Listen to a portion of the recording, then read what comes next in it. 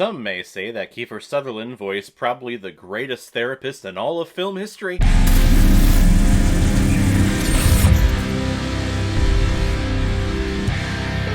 Booth, released in 2002 and is directed by Joel Schumacher, who has also directed such films like St. Elmo's Fire, The Lost Boys, Flatliners, The Phantom of the Opera, and two of the greatest Batman films of all time, Batman Forever and Batman Ampersand Robin. And this film is starring Colin Farrell, Forrest Whitaker, Katie Holmes, Radha Mitchell, and the voice of Kiefer Sutherland, which is one of those strangest names you've ever heard before. His name is Kiefer. Like, someone named their kid Kiefer. They looked down at their little child and were like, no, not a Stephen, not a Michael, Kiefer. Yeah, my boy's name is Kiefer. And the reason why we're talking about Phone Booth today is because it was a PayPal recommendation and donation from one of my contributors and supporters on this channel, a close personal friend of mine, Kyle Roush. Thank you very much for this recommendation, and a happy belated birthday to you, sir. Thank you very much. This movie is quite a thrilling film. It was actually better than what I remembered it, but I don't think I've ever seen a movie where the technology that the story itself relies on has aged so poorly. Stu Shepard is a prick of a public relations person. He's a dick to everyone that he comes in contact with, but he's especially a dick to his wife and to a secret woman that he keeps calling from a payphone. But after his most recent payphone call to this lady, the phone rings and Stu picks it up, making it the worst decision Stu has ever made. Because now Stu is trapped in this phone booth by the man who is on the phone because he has a sniper rifle pointed right at his head. So now Stu's about to find out just how hard it is to keep a marriage strong, while also trying to get a little side piece on the side, and trying to keep himself alive in a phone booth. The Rob Schneider voice is definitely needed for this film, trust me. Because aside from the technology and phone booths,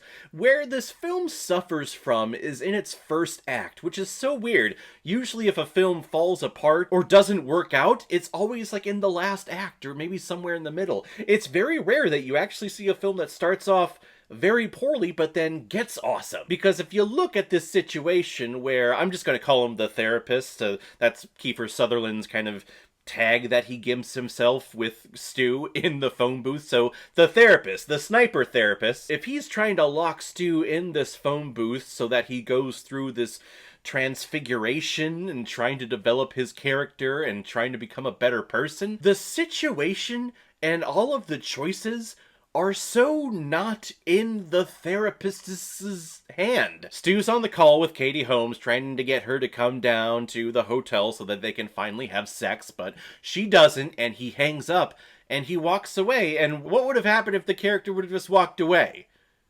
All of a sudden, the therapist up in his little tower has no power over this person. It's some of like the most force giving of power to an antagonist I've ever seen in the film. I think I just confused myself with that, but no, that's right. That's right? Or what would have happened if Stu picked up the phone, answered it, and then the therapist would have been like talking a little bit? What if Stu would have gotten a little creeped out, not said a word, and just hung up and walked off? Would he have been shot then? Would that have foiled all of his plans, the therapist's plans, and just shot him dead? There's a lot of shit that's out of the therapist's hands until like midway through the second act, and then finally the therapist has power. But he doesn't until that point. So it's very frustrating in this first act watching this Stu character just like hang up the fucking phone. Just leave.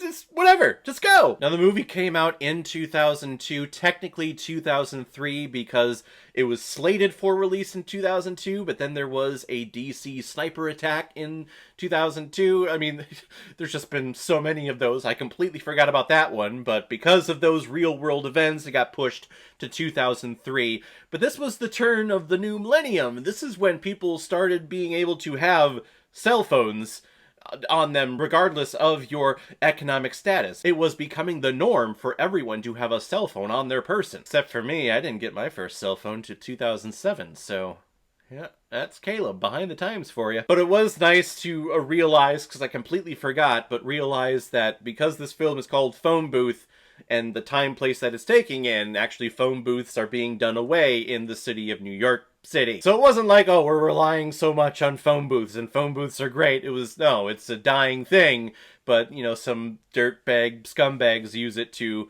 make prank phone calls or make private phone calls that they don't want to show up on their cell phone bill with their spouses. Talk about a movie that Gen Zs just will not understand. They're like, what? A phone booth?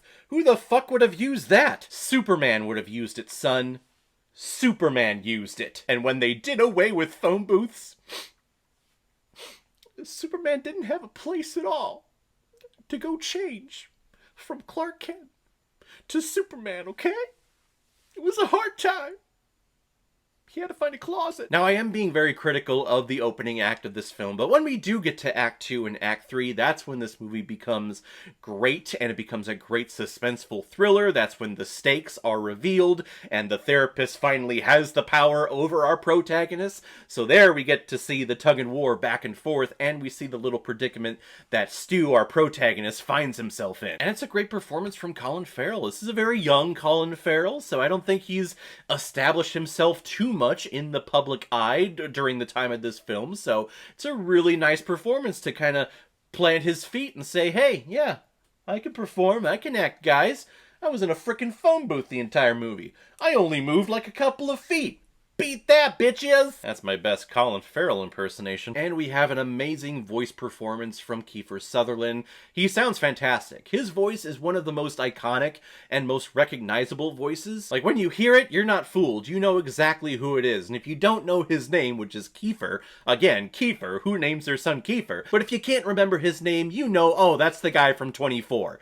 Of course, that's the blonde guy. The way he just toys with Stu in this film, it's heartbreaking.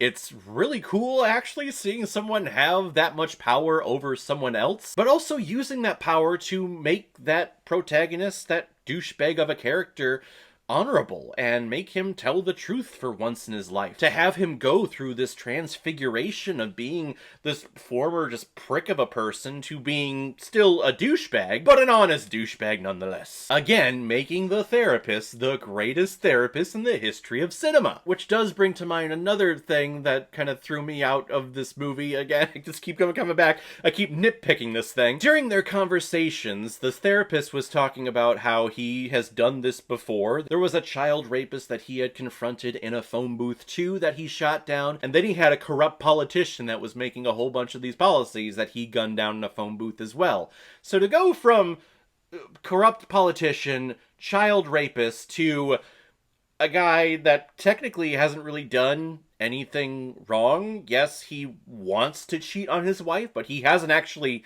cheated. He hasn't actually gone through the act of having sex with another woman. And he's just in public relations. Like, no one gives a shit about this guy when you break it down. Politician, child rapist, just asshole PR guy. I mean, that's kind of a downgrade, to be honest. But whatever, makes for a great movie. Phone Booth ends up being a lot of fun and a great thriller. The first act, it's a little messy, and getting everything established and getting the power plays and power positions established, very, very messy. But once those are established, everything plays out and everything is great. I'm gonna give Phone Booth 3.5 out of 5 Blu-rays. I am above average. So guys, if you've seen Phone Booth, what did you think about it? Or if you've never seen it before and you stumbled across it because of this video, then comment below, let me know what you thought about it. And as always, if you like what you see here, if you like my take on movies, then hit the subscribe button and make sure you hit that bell. See you the next time I release the next movie review. So guys, I will see you next time on the channel, but in the meantime, be well, be good to each other, and go watch a movie. Take care, guys.